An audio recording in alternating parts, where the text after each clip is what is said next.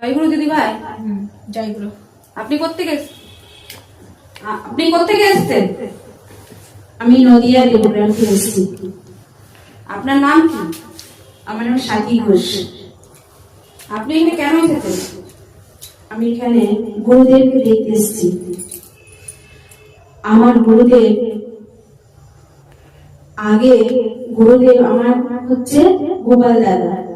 গোপাল দাদা সঙ্গে পরিচয় হয়ে আমার যেটা দুঃখ জ্বালা, ছেলে নিয়ে অশান্তি, সংসারে আয় করেও কোনো শান্তি পাতাম না, শান্তি আমার আসতো না।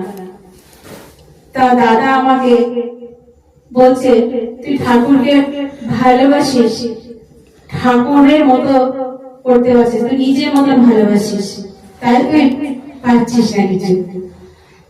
আর দাদা আমাকে একটা আশীর্বাদ দিয়েছিল যে তুই যদি ভালোবাসিস, তা আমাদের 1 ফেব্রুয়ারি অনুষ্ঠান আছে, তুই দেখি কেমন দয়ালকে ভালোবেসে অর্ঘ দিতে পারিস। আমি গরু দান চেয়েছিল, আমি দিয়েছি। জয় গুরু।